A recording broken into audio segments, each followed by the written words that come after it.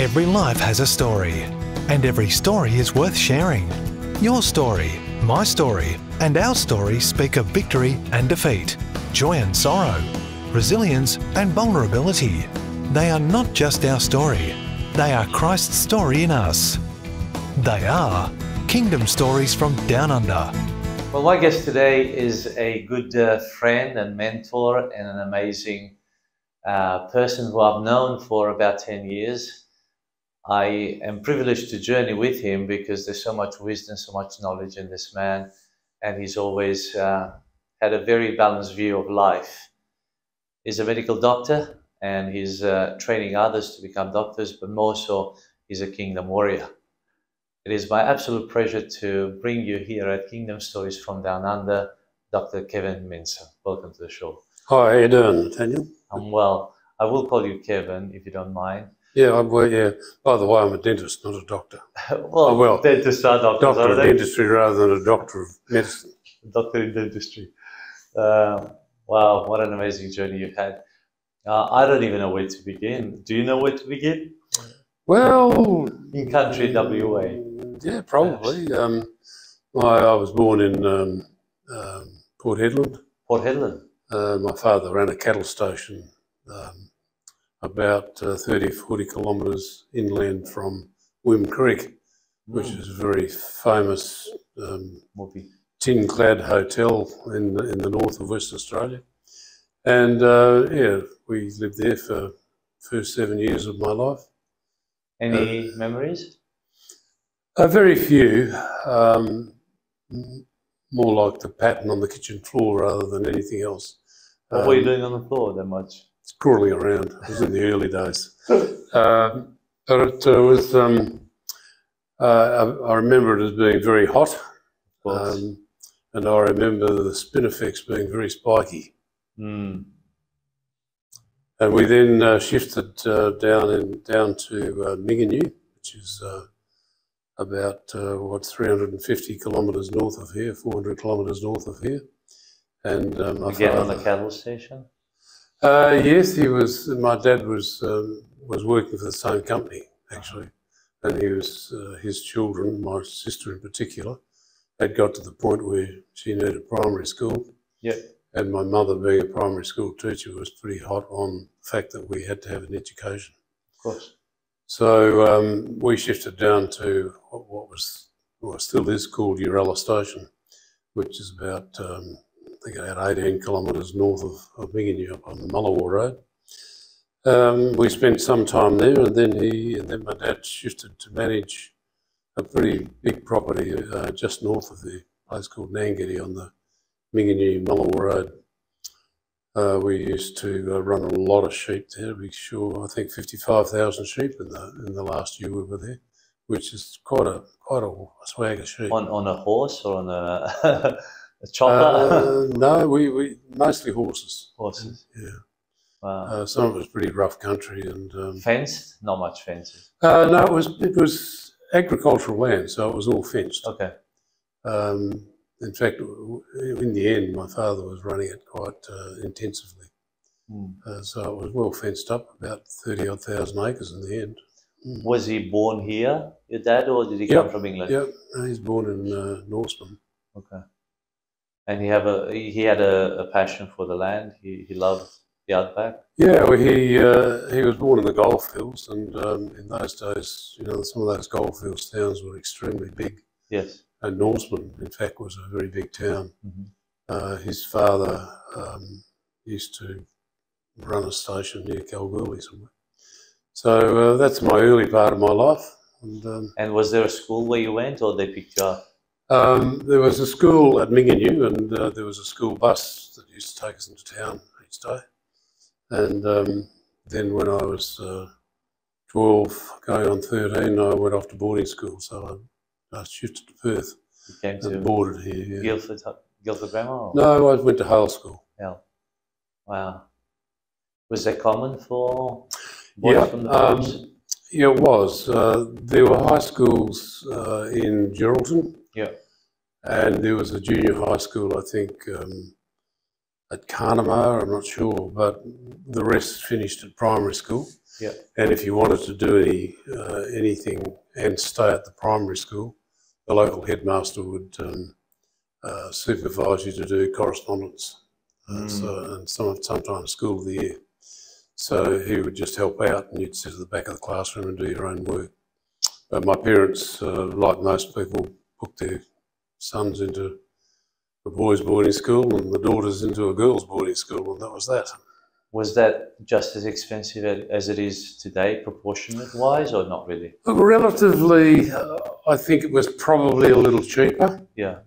Because everybody did it. The facilities weren't anything like as good as they were now. Of course. And neither were teachers' salaries, I suspect. But, you know, I had the best of what my parents could find. Yeah. Oh, I mean, Hale School would have been the top, one of the best in the state. So they really valued education. Yep. Do you think growing up on a farm, like in that free space, is wonderful for a child? I found it so, although I didn't have much to compare it with. I think you develop a rapport with nature, and in doing that, you get a fairly solid grounding on what life's about, really. You know, life isn't always easy, and yeah. But also the fact that you don't have rush hour, you don't have to rush anywhere. There's no pressure. There's a lot of outdoor play time. Oh yeah, that's true.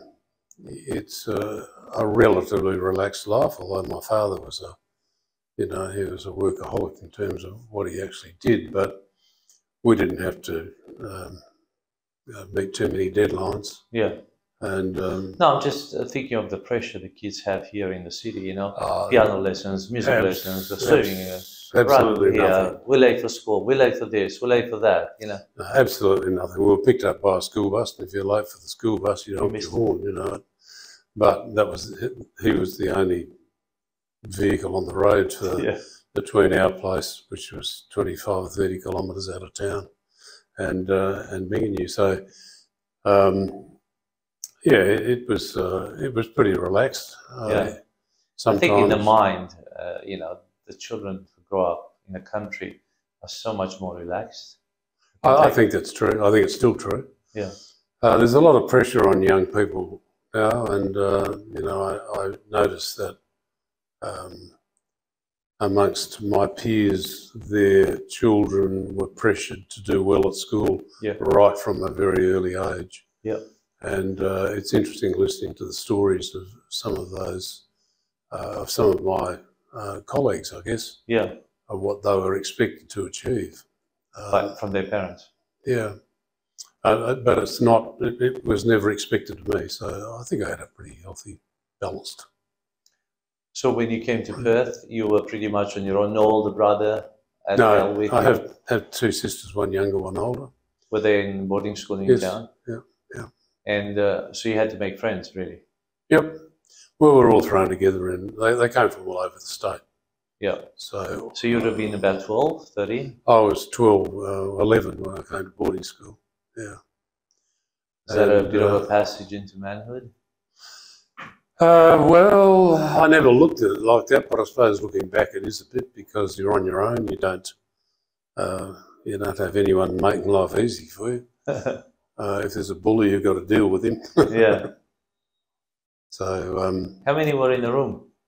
Were the dorms or? The dormitories were, there was 18, I think, 18 in the dormitory in each boarding house. So there were four dormitories. So there were 72 in a boarding house, and a prefect in each room, and prefects actually did a lot of the work in those days, bringing up, guiding you. And it was a Christian school? Yes, it was. Hale School, I'm not sure of its situation at the moment, but it was established by the Anglican Church, by Bishop Matthew Blagden Hale in 1858. So it was established as a Christian school.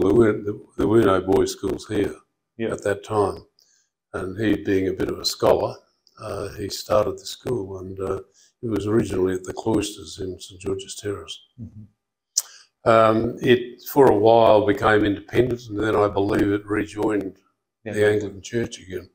When I went there, a guy called John Prince was the headmaster, and he was a very solid Christian man, and very, he instilled a great Christian ethic into us.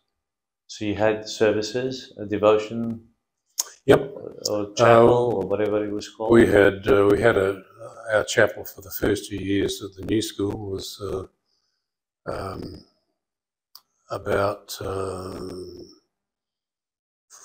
about 4 years, I think. It was held in the school hall. Wow.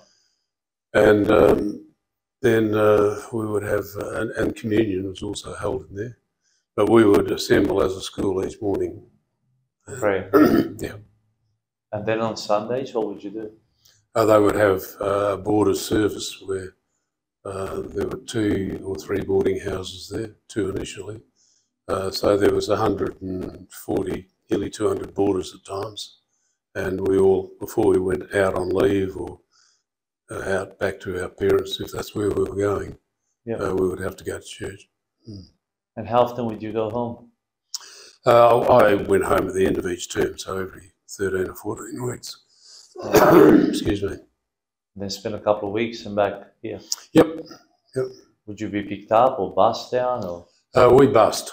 The ones in the far north used to take those old DC-3 aircraft. Cessnas. But most of the rest of us were either picked up or we were. Were you playing any sports? I played a lot of sport. We had a good range. I used to row in the summer. Yeah. On the river, or on the river? Yeah. And I played rugby in the winter season. Yeah. Because they had a falling out with the under-13 coach at football. He dropped me from the A team, so I said, "Oh well, I think I will go and play rugby. Thank you." So I liked that, and I enjoyed it. Yeah. Girls? Girls, we got to see, I think, a couple of times a year. They were strange creatures that we came across occasionally.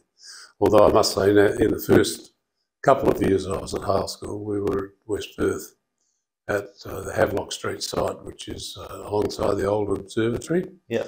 And 2 streets away was Collins Street, where St Mary's was. Okay. So for the first 2 years, we used to go to chapel with them at their church in Collins Street, number 40 Collins Street, which I think is still there. Yeah.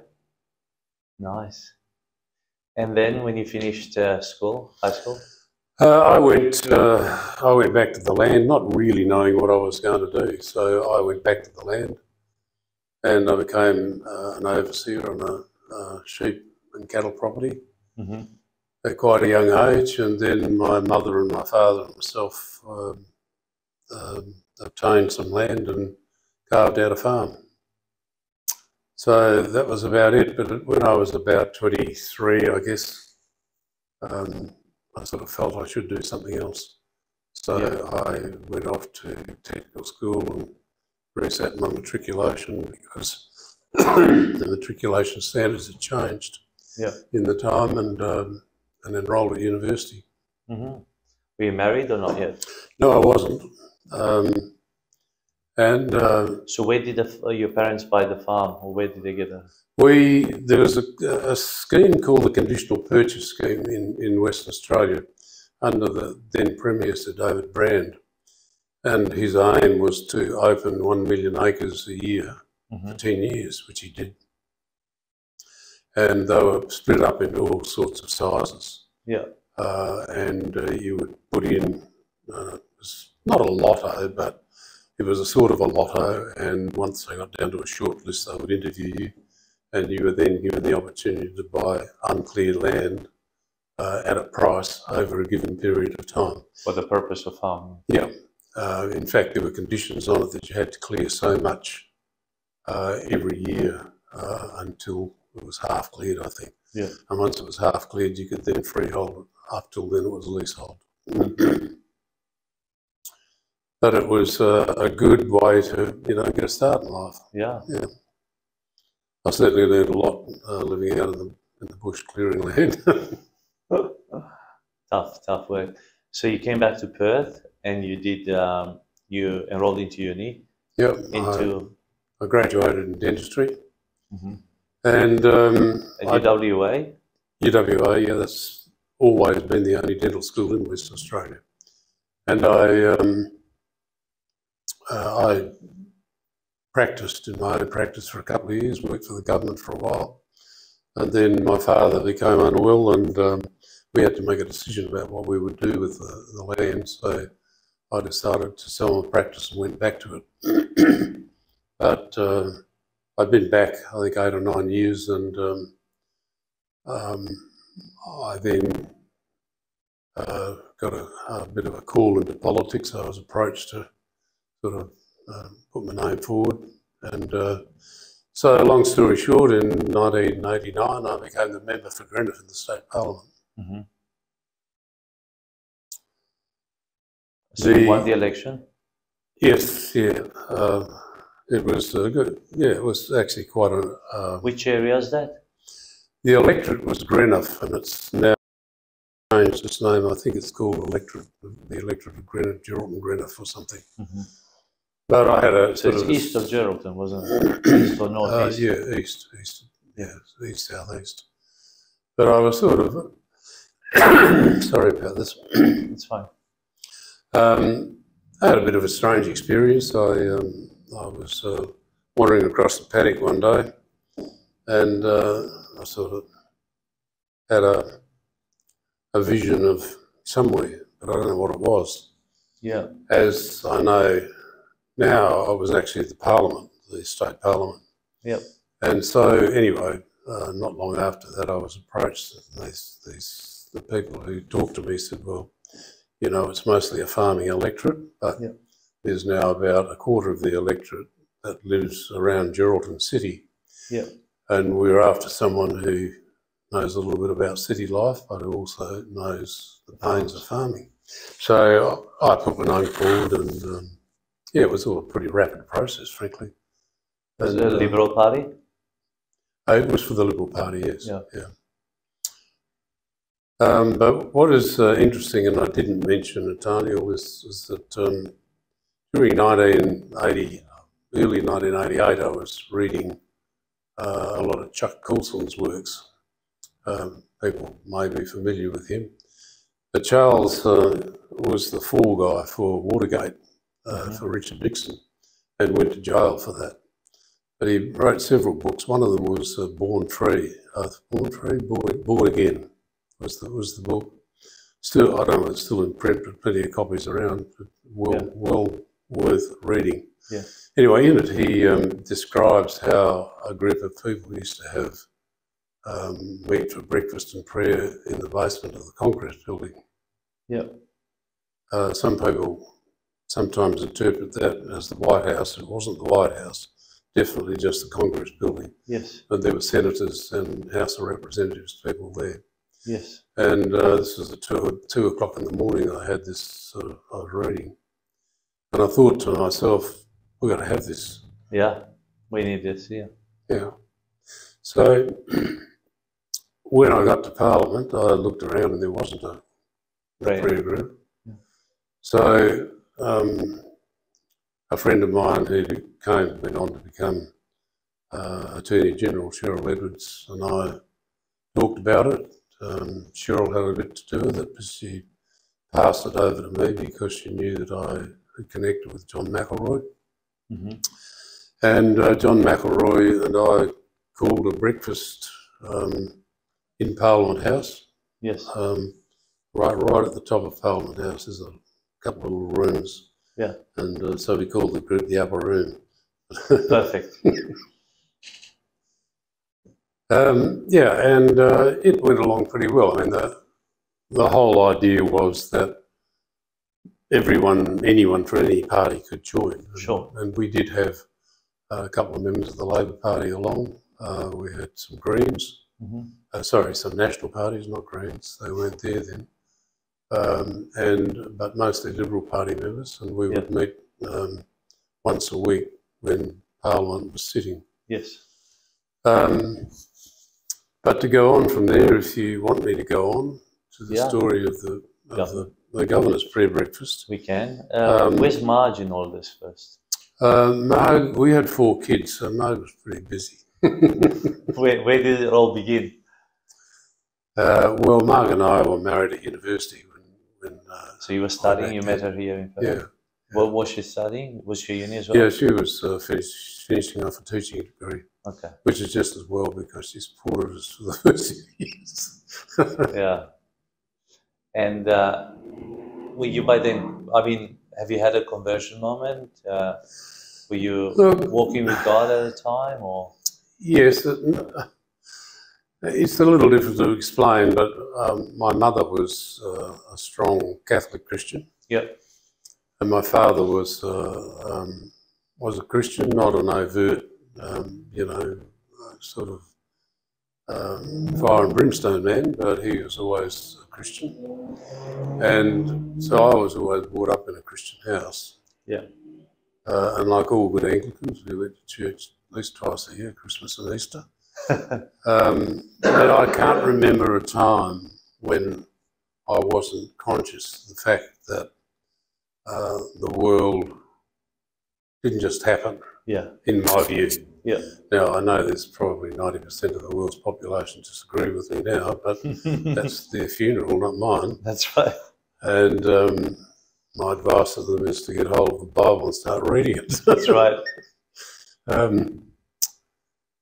Marg and I married in 74, 75, 75, I think. Better be careful with that, I'll be in trouble. Marg continued to live in Geraldton. Yes. And I flew up and down to Parliament until we came into government and I was made a minister, and then we bought a house in Florian where we still live. Yeah. And Marg and the kids shifted down there. Because at that stage, my 2 daughters were at boarding school and my 2 sons were at primary school in Geraldton. Yeah. And we thought, and Marg was there and I was here for 5 days of the week. Yeah. We thought that was a pretty silly way to live, frankly. So we moved to Perth. And anyway, the first prayer breakfast that we held in Parliament House, there was a headline and an article on the inside cover, and it was, I was referred to as Minson's monks. The group was referred to as Minson's monks. Yeah. And personally, I was referred to Kevin down on your knees, Minson, in this article. But it was a fairly sizable one. And did you keep a copy? I think Marg's got a copy somewhere. Good. You can have it if you wish to have it.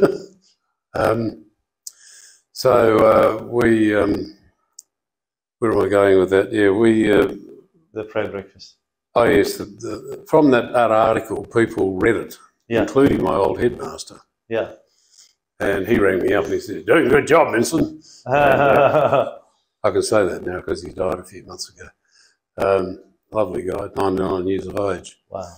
But there was a group in Perth City called the Full Gospel Businessmen's Fellowship International, and the city chapter was chaired at the time, I think, by a guy called John Stapleton. And there were quite a few well-known Christian identities belonged to that chapter. For some reason, they seemed mostly to be engineers. I don't know why, but they did.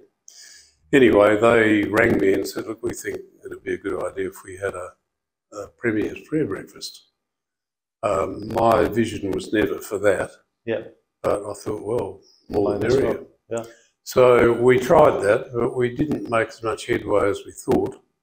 So we ended up just calling it the Parliamentary Prayer Breakfast. Yes. And then a former Methodist minister, his name's Ian Hook, still around, I think.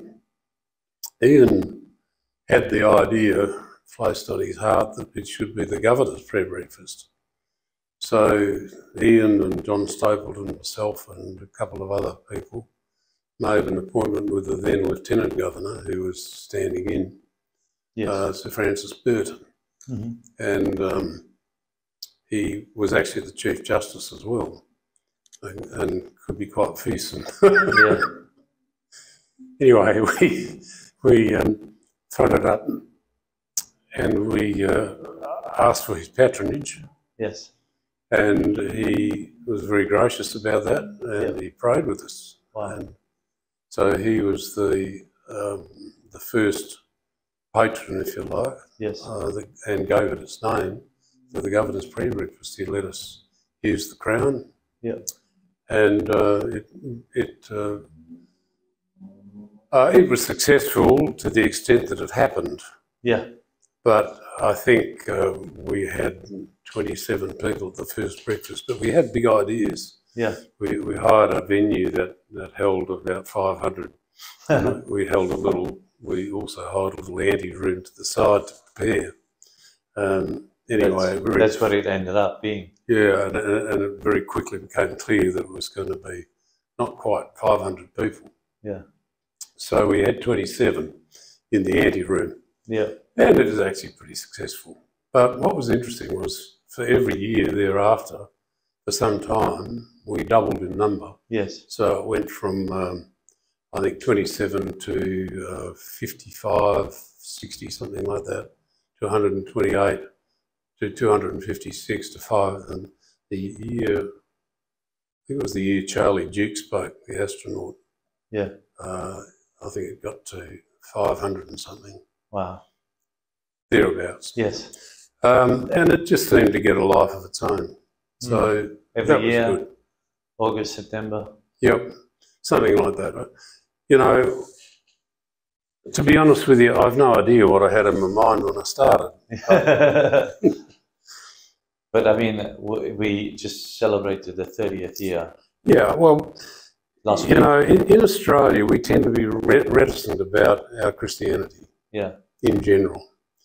And what reading this Chuck Colson book did for me was realise that in other countries, and particularly in the States, they're quite upfront. Yeah. And, you know, there'll be breakfasts in large venues every day of the week with 4-star generals and whatnot, and state governors, and it's there, not only fashionable, but expected that people will stand up and be counted. Yes. We had no such thing here. And it felt to me like a good thing that we give everyone that wants to a place to hang their hat and say, you know, I'm not ashamed. That's right. This is beautiful. Because last week when we had the Governor's Prayer Breakfast here, 30th year, wasn't it? 30th year anniversary. 30 years, I think we had 1,200. 30 years, yeah. 1,300 people, I think there were. Something like that, on Friday. There was no more room anyway. Yeah, phenomenal. Yeah. I mean, across all spectrum of, you know, doctrines and beliefs, Christian beliefs, that is. I think it's the biggest event you know, churches event in the city. It very well might be the biggest event, Christian event. I wasn't after size, I was after quality. And it still is, quality is still there. I mean, we've had some exceptional speakers. And the one that we had a couple of weeks ago, Graham Mabry, was just phenomenal. Just superb. Yeah, and Nico Oberhauser, the gentleman that took over the chairman role, I know Nico very well. He's been on the show here, but it's just, he's the right man for it. Yeah. It's next season. What I was particularly keen on is that no one could claim the governor's pre-breakfast, you know. I didn't want anybody to be able to stand up and church say, ministry or anything like that. Say, I did this, you know. So I tried to keep it pretty plain and simple. Yeah. When I left the Parliament, I left the organisation. Yes. I quite... How long were you in Parliament? Two mandates or one? No, I was in for 12 years. Wow. Yeah. So you couldn't practice. Could you work during that time, or you was? Being a member of Parliament's work enough, particularly a country member. Yeah. And then you went back into dentistry. No, I went back farming actually, and I was farming for quite some time. So you moved back. You moved the family back, kept the house in the city. Yeah. The kids have grown up by now. Yep. they're in uni or doing Yeah. their own bits and pieces? Well, we did move back, and then after I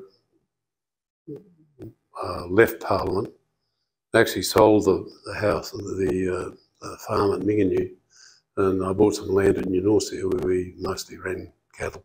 Mm-hmm. Yeah, a good life. And then I had kidney failure, and I had to make a decision about what I'd do. So we sold up there. One of my sons is a dentist, the other one's about 3 parts of the way through a medical degree. Yes. And I retired, in inverted commas. And I went back to dentistry. I worked for the government for a while. I did a little bit of private practice, just on a help-out basis. And for the last probably 7 or 8 years, I've been teaching dentistry at the Oral Health Centre of Western Australia. Wonderful. Just you know, as a clinical demonstrator, I don't lecture. Yeah. I'm not that academically advanced that they'd have me as a lecturer, but you know, in the practical sense, it's good to be able to pass on your skills. Sure. And to help out. Yeah. Now, you've gone through a couple of massive chapters in your life.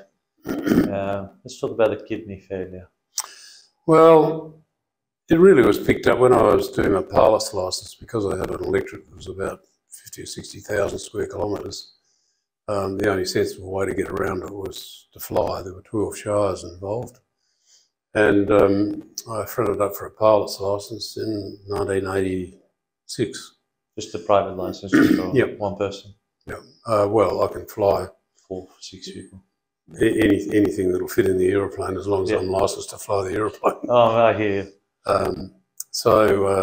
Yeah, that was a good part of my life. But when I went for the medical, they found a high dose of proteinuria, so off I went to a specialist, and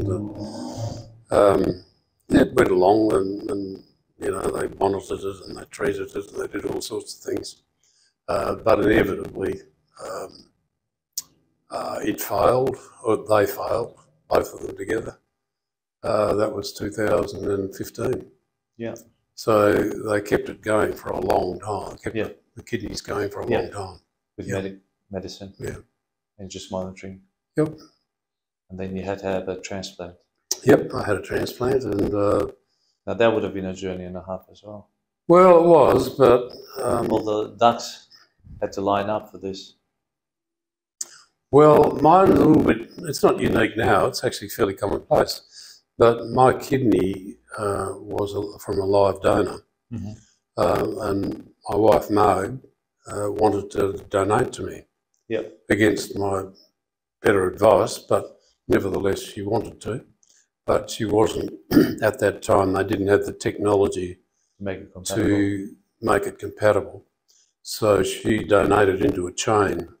Yeah. And that chain operated all over Australia. And once every 3 months they would do all the tissue typing and so on, and they would feed it into a computer, and the computer would come up with matches. Yes. So I had a kidney from Melbourne, and Marg gave a kidney into the chain, and it went, we believe, to Melbourne or maybe to Adelaide. But it was phenomenally successful. And both for you and for Marg? Yeah, Marg's had no ill effects from it, but she suffered more pain from the donation than I did from receiving. But the technology is phenomenal, and the medical personnel are incredible. Yeah. And I think from memory is that once they connected this thing up, it was taken out of somebody at 8 o'clock in the morning Melbourne time. It was put in me at 4 o'clock in the afternoon, our time. Wow. And it started to pass urine in 3 seconds. Extraordinary. Amazing, eh?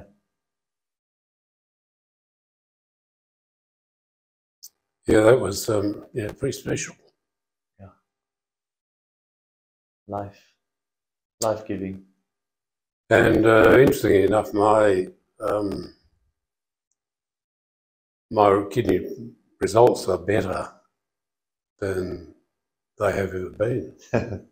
So your body assimilated. Your body just ran with it? Well, I still take a lot of anti-rejection medication, which has all sorts of weird effects, including a hoarse voice. But Yeah.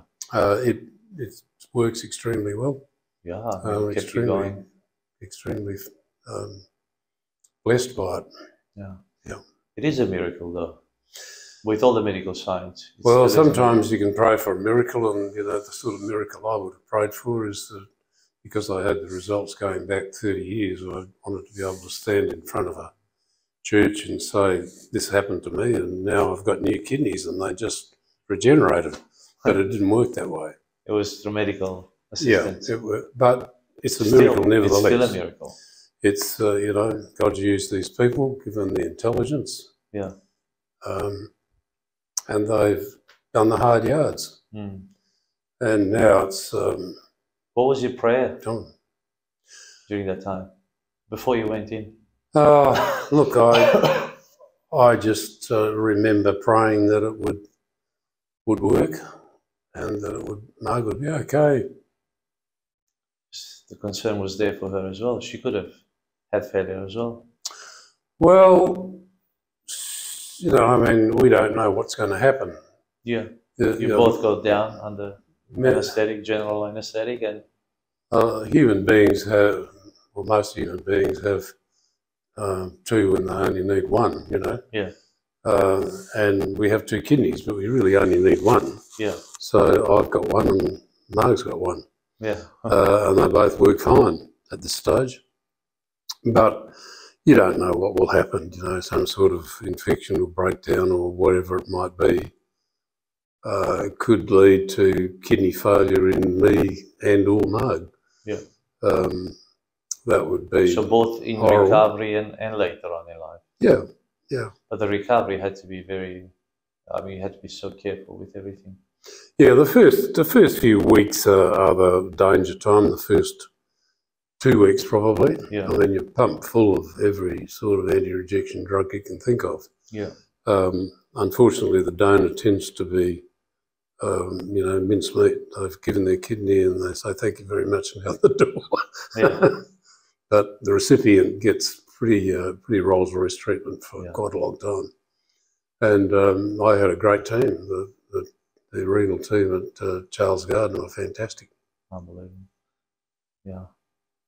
Now you also had a difficult chapter with your daughter in America.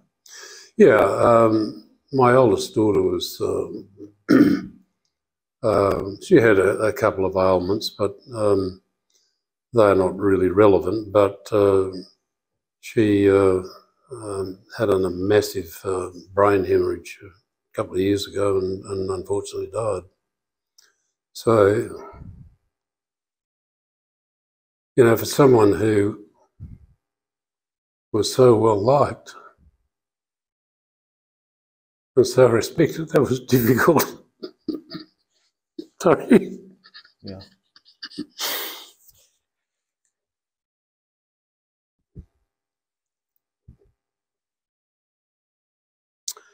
But she went to teach in Columbia at the English International School, and she married a guy from America, and they were very happy. But in the decades she lived in overseas, lots of good things happened to her.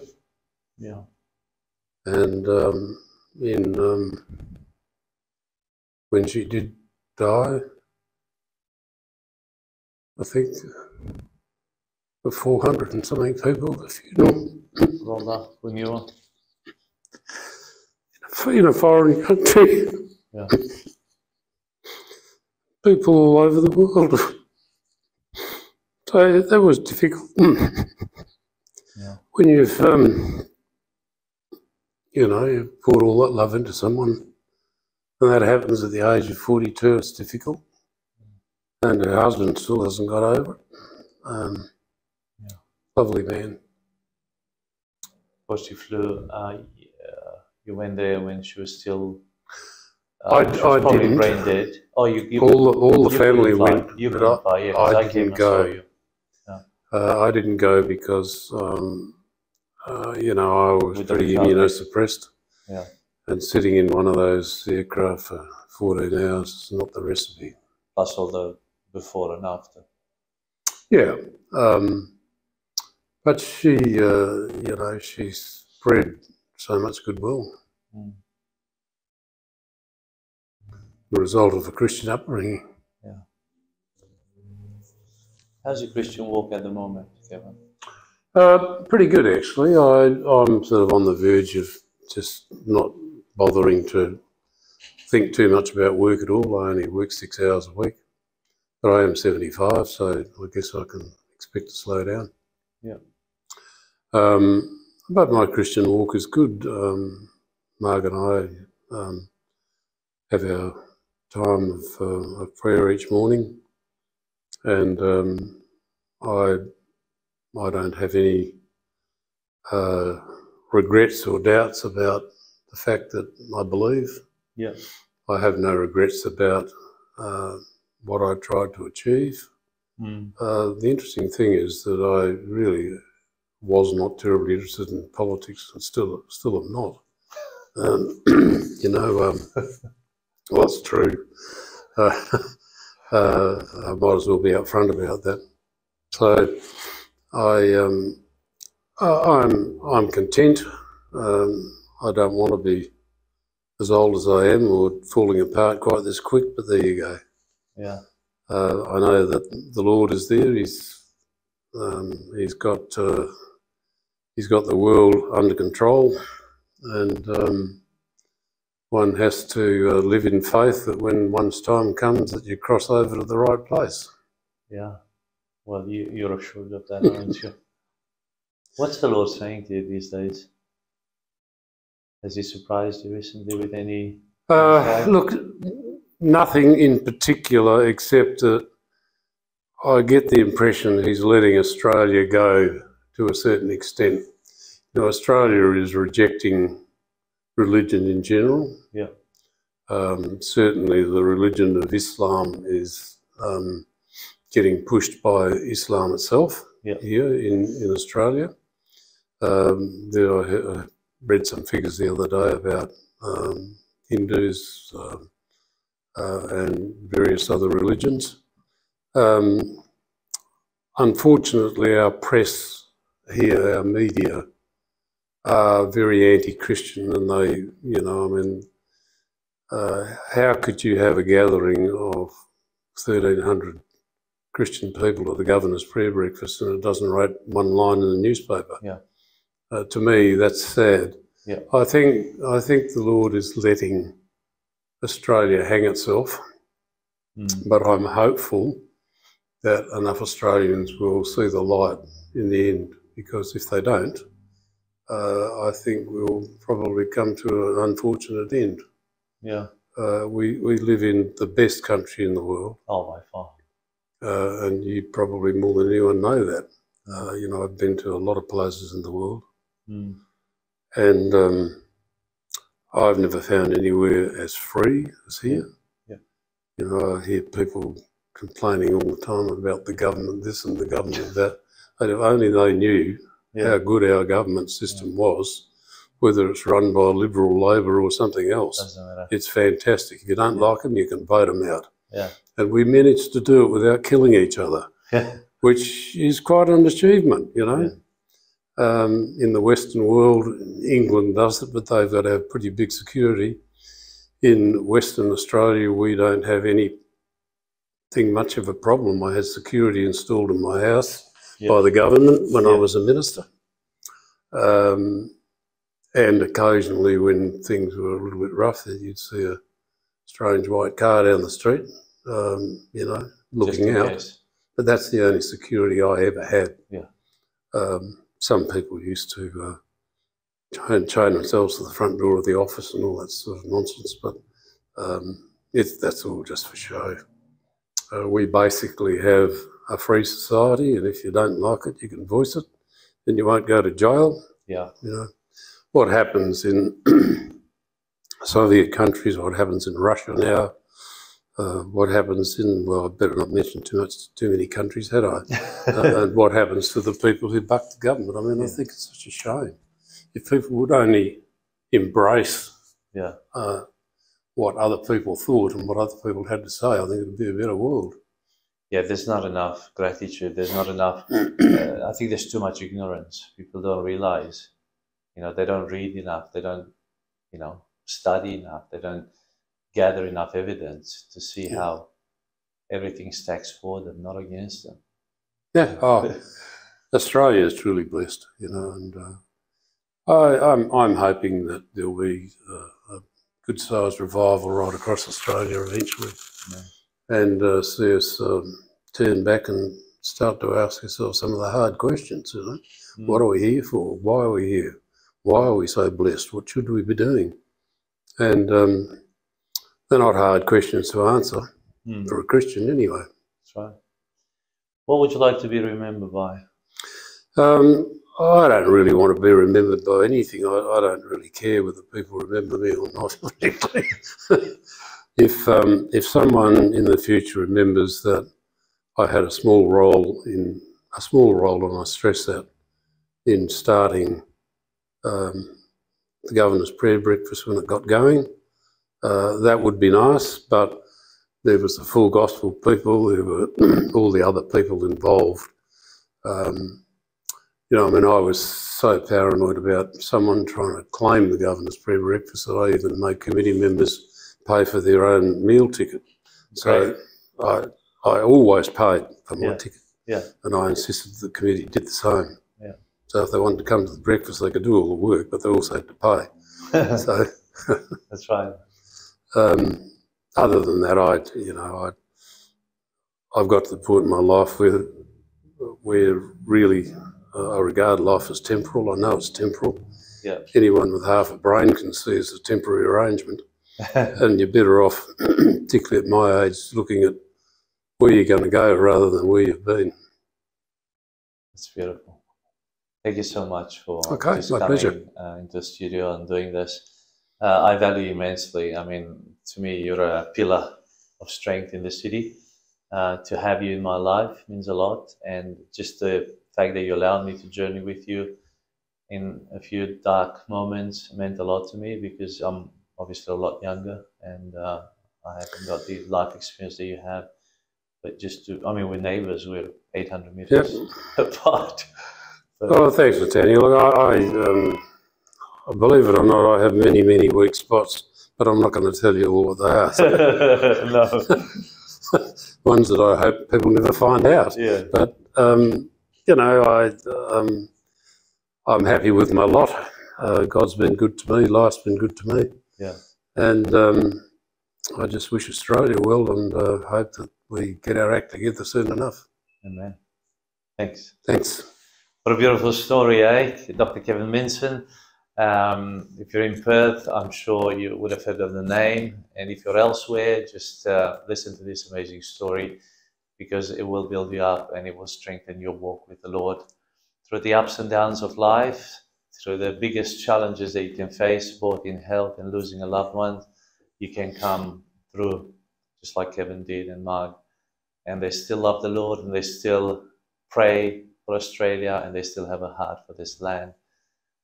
They believe that prayer is the source of it all. That's where it all starts, and especially government. And we have to. The Bible instructs us to pray for our politicians. So make sure that you pray for your leaders, because this is godly. Hope to see you next time at Kingdom Stories from Down Under. It was a joy to have you here and to be with us. This is Natanael, Costea.